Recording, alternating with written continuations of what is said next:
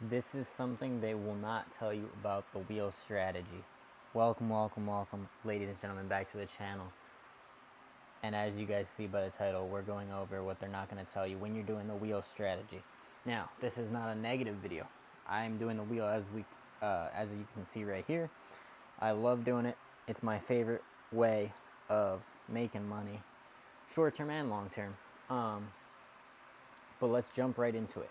So usually they're going to tell you, sell your puts, get assigned, sell your calls.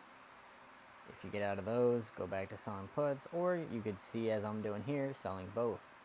Now, something that I learned, obviously, as they say, don't open positions you're not willing to take on. So as you guys can see, year to date, I took on TSLO heavy around this time in February, thinking we were going to go up. And then we had the market crash going all the way into April. And I sold out at the bottom. I kept some. I do have about 700. I had 800 shares. So I did keep some, but I didn't keep all of them because I was also leveraging my margin. So I was very scared. I didn't know what was going to happen. I didn't want to get margin called, this and this and that. But if I stuck with it, I would have been at all-time highs. So that was the first thing that happened, but that's not the secret here. The secret here is this. If I scroll down here and I click on this QUBT, you guys can see I'm up $25, but on the day I'm up 60. Now, for those of you that are new to this and wondering how that is, it's because this contract went all the way up to $100 a contract, because this stock was all the way down to $17.43. Almost got assigned for the $17 put. Now, if I was confident in my strategy, which I was, but I didn't do enough research on this stock to where I don't know the levels too much, but I didn't mind getting assigned to 17. But if I had done my research and I knew, actually, let's check right now. Let's look at the chart. Oh, we don't have Bollinger Bands on here. But if I go to a 1 month, look at that. On a 1 month, we're above $17. Where 17 is kind of the bottom.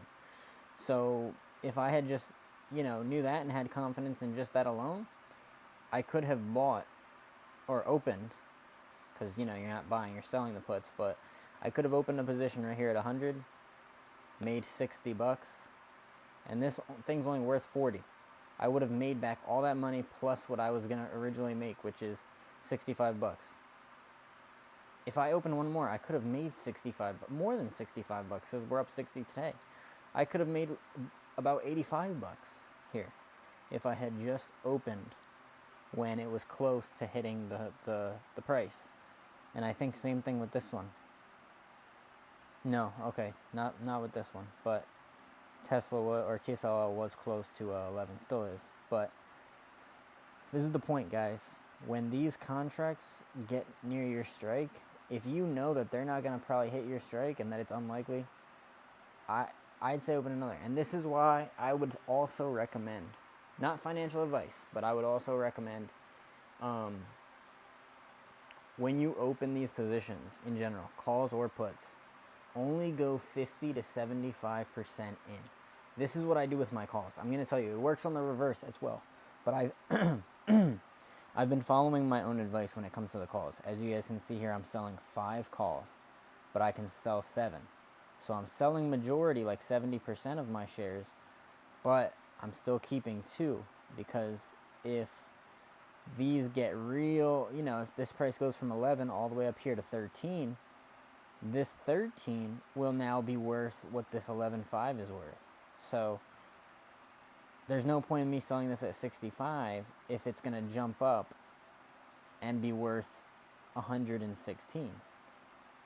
Because then I could sell 2 more and get 230 instead of selling 2 being at 129 and potentially losing money, because once it starts going up, these will start going negative, and I'll have to average more just to be able to be keeping up, if that makes sense.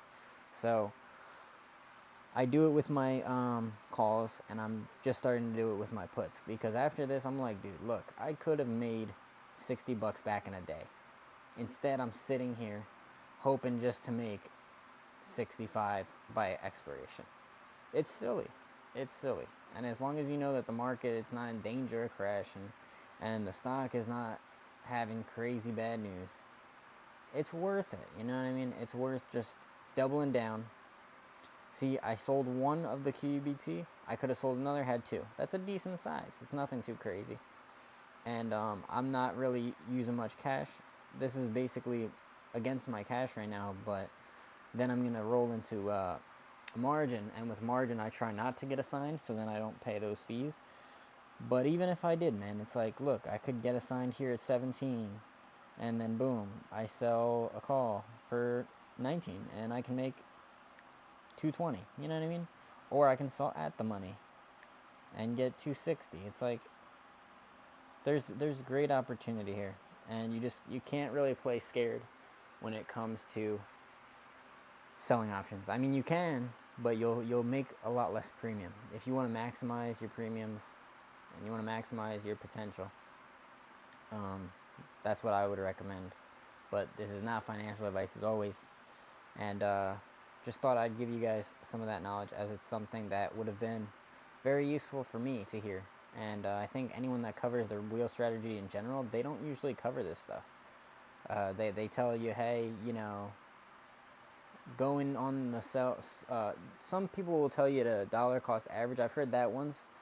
You can do that as well, where you can add one today, one tomorrow. But sometimes if that stock is, on the put side, if it's very low, it's good to sell those puts.